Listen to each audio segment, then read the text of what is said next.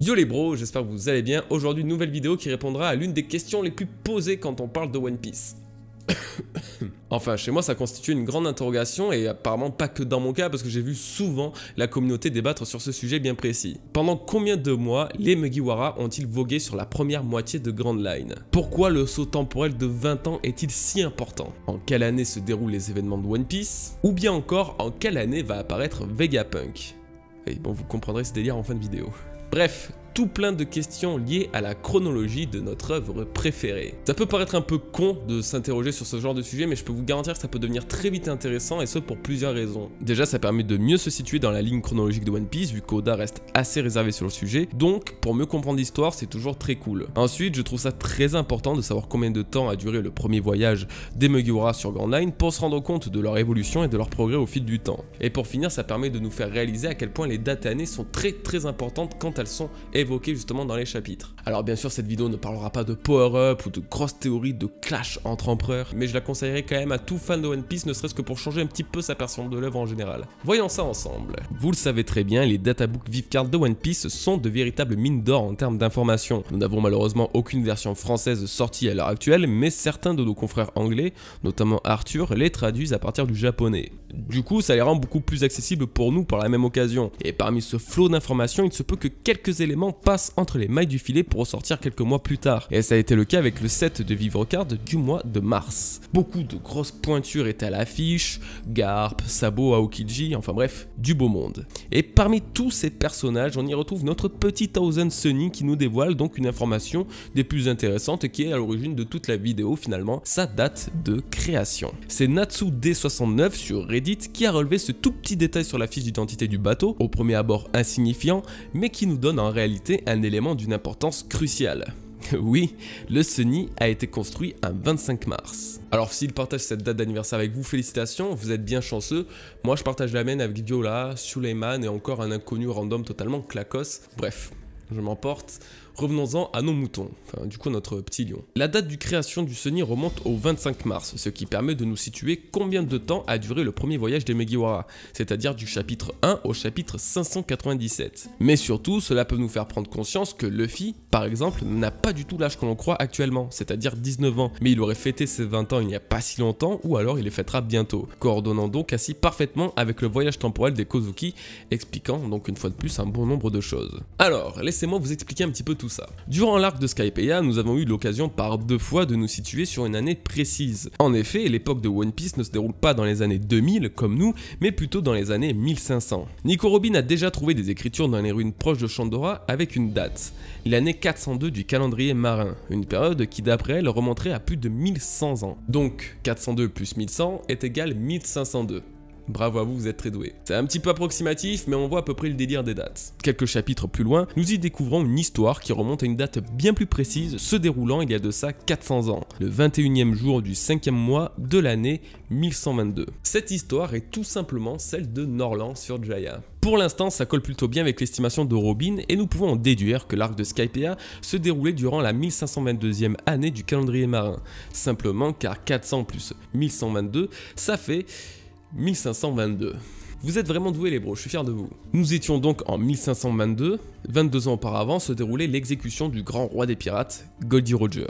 Donc si nos calculs sont exacts, il est mort en 1500. C'est à peu près la date où tout a commencé, c'est le point 0. Enfin le point 1500 du coup. Ok, donc maintenant nous avons à peu près les bases en termes d'années. Beaucoup d'analystes One Piece les utilisent pour justement mieux se repérer dans la frise chronologique et dans la chronologie tout simplement de One Piece. Et même sans spécialement analyser l'œuvre, ça reste toujours très intéressant d'avoir ce genre d'informations en sa possession. Donc venons-en au mois de cette fameuse année 1522. Nous savons désormais que l'année 1522 représente l'année où Luffy a pris la mer. Cependant on peut connaître précisément le mois, voire même le jour précis, puisque si on retourne quelques temps en arrière, au chapitre 589, eh bien lui et Ace se mettent d'accord pour partir le jour de leurs 17 ans. Luffy étant né le 5 mai 1505, parce que 1522 moins 17 est égal 1505, on peut facilement en déduire qu'il a pris la mer le 5 mai 1522, le jour de ses 17 ans. Voilà, on a passé la partie un petit peu compliquée. Maintenant on peut en revenir à notre fameux Thousand Sunny. Oui, vous l'avez oublié avec tout ça, je suis sûr. La date de création du Sunny serait donc le 25 mars, mais avec tout ce qu'on a pu voir précédemment, il semble logique que cette date ne correspond pas avec l'année 1522, puisque Luffy a pris la mer en mai, donc le jour de son anniversaire. Donc ce qu'on peut en déduire est donc très simple, si la date de création du Sunny n'est pas erronée, alors les Meguiora se sont séparés en l'an 1523 du calendrier marin pour se retrouver 2 ans plus tard,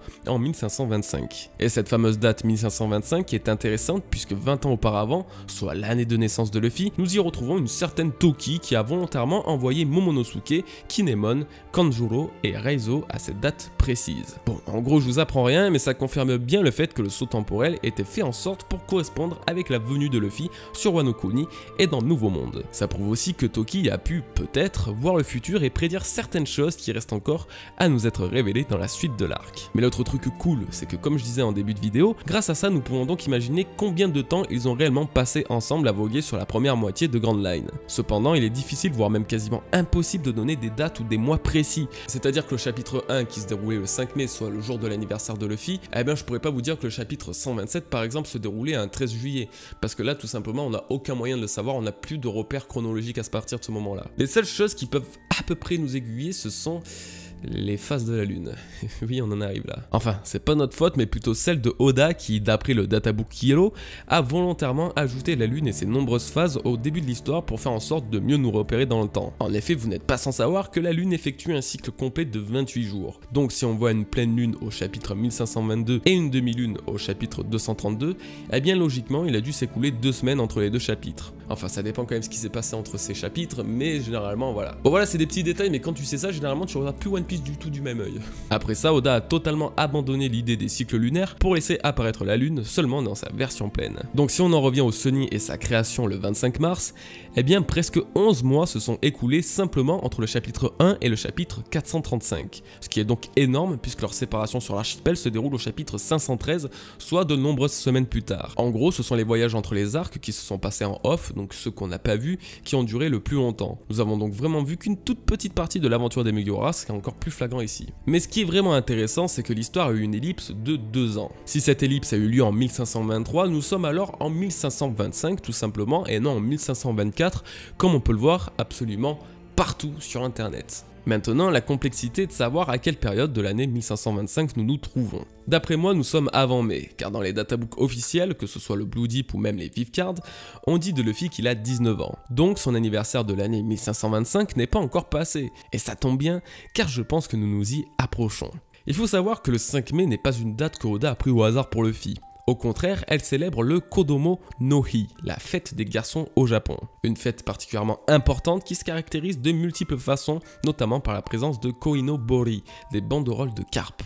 Et c'est marrant puisqu'au tout début de l'arc de Wano Kuni, nous avons eu l'occasion de voir une mini-aventure mettant en scène Bellamy sur une île pleine de différents Jolly Roger avec au beau milieu un Koinobori. Mais encore plus drôle, pour accéder aux hauteurs de Wano Kuni en remontant la cascade de l'île, Luffy s'est accroché à nul autre que des carpes. Encore une fois. Wano Kuni se basant entièrement sur la culture japonaise, personnellement je ne serais pas étonné qu'une telle fête ait lieu à la fin de l'arc, lorsque le peuple aura été délivré de l'oppression de Kaido et d'Orochi. Du coup, nous on saurait en voyant les enfants de Wano célébrer cette fête, que notre cher Luffy prendrait également une année de plus en fêtant ses 20 ans, coordonnant donc avec ce fameux bond dans le temps. Maintenant, le seul moyen de savoir précisément la date actuelle est que tout simplement Oda dévoile la date de naissance de Otama. En effet, Luffy a débarqué pile à ce moment-là sur Wano Kuni, vu que la toute petite fêtait ses 8 ans. Quand nous aurons donc cette info officielle, ça changera absolument tout pour le calendrier et notre représentation dans cette timeline. Donc vivement les SBS et ou les prochaines Vivecard. On va avoir l'air de gros pervers à attendre le jour et le mois de naissance d'une petite gamine de 8 ans, mais c'est pas grave, c'est pas du tout le cas, c'est juste pour la science One Piecienne, ok? Bon alors attention quand même, il faut espérer qu'il n'y ait pas d'erreur d'Oda ou de la part de ses assistants, parce que si la date de création du Sunny est totalement erronée, eh bien toute cette vidéo sera basée sur du flan. Mais je dois avouer qu'il fait toute la subtilité des détails que peuvent procurer les Vivecard et l'impact que ça peut avoir sur tout le reste de l'œuvre. Ça nous permet de partir dans des petits délires comme par exemple anticiper l'apparition de Vegapunk, un personnage qui d'après Kuma aurait 500 ans d'avance sur son temps. Étant donné que Kuma serait apparu en l'an 1523 sur Schuyler Bark, rajoutez 500 années à cette date et vous tombez sur 2023. C'est fou, non? En sachant que le scientifique est mentionné de plus en plus souvent depuis quelques temps, eh bien peut-être qu'Oda avait réellement prévu de l'intégrer précisément en 2023. Il serait totalement capable de faire un truc pareil, même si ça paraît vraiment oufissime comme foreshadow. Pendant que j'écrivais cette vidéo, justement un utilisateur de Reddit avait eu ce raisonnement en oubliant quelques détails faussant son analyse. Et j'ai trouvé ça vraiment super bien pensé. Enfin voilà les bros, j'espère ne pas trop vous avoir cassé la tête durant cette vidéo, j'espère surtout que mes explications ont été assez claires et fluides pour vous faire comprendre un peu toute cette histoire, tout ce délire de date et de chronologie. Faites bien attention à vous et on se retrouve à très bientôt pour une nouvelle vidéo. Merci encore, portez-vous bien, peace les bros.